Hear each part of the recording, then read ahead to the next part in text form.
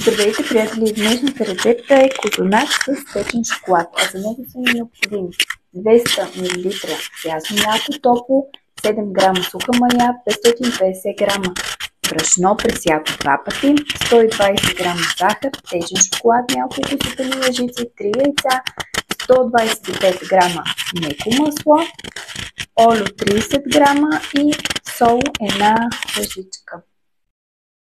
Първото нещо, което направих, е в прясното мляко изсипах маята и една супена лъжица захар, за да може да се активира.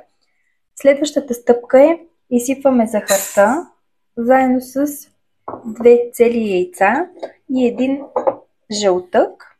Оставяме си белтъкът на страна за намазването отгоре на козунака.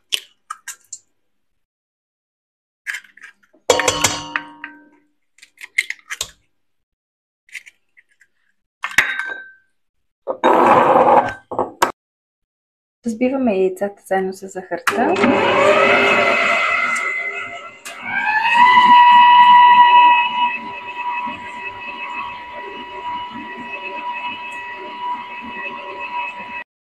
Добавяме млякото с активиралата се мая. Включваме да разбива миксера и постепенно ще добавяме брашното.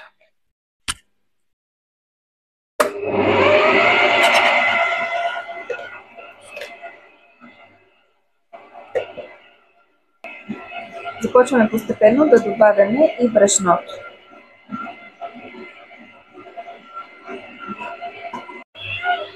Добавяме олиото,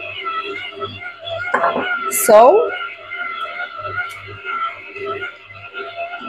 и започваме постепенно да добавяме и маслото.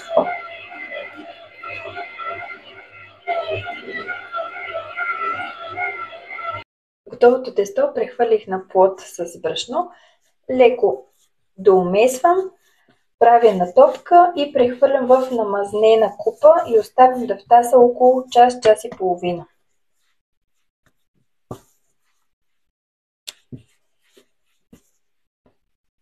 Маслото, тестото стои по-мекичко, да не се плашите, просто такава трябва да му е структурата. След като тестото отвои обема си, го сложихме на плота, с точилка разточваме.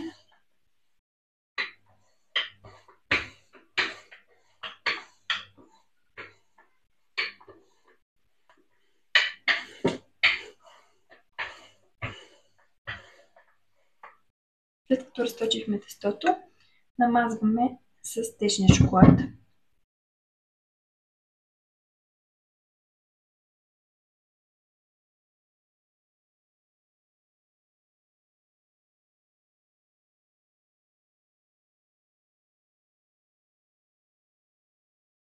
Навиваме на рулон.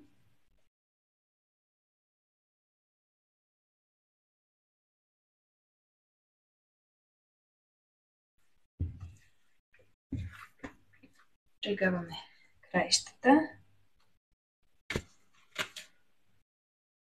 Режем на 2.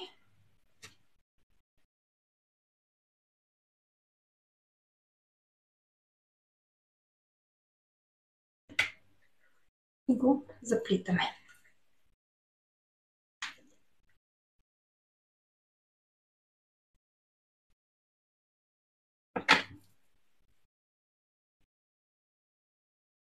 Прехвърляме козунакът в съдът, от който ще го печем и оставяме да втаса още веднъж.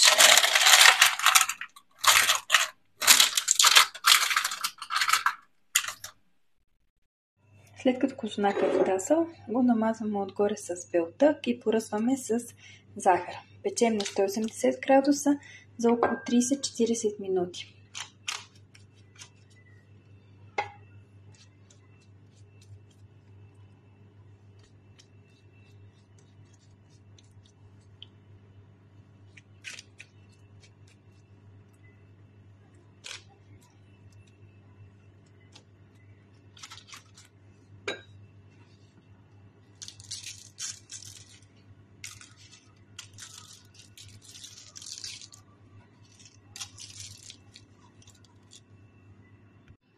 Приятели, Това беше днешното предложение. За още рецепти ни последвайте. До скоро!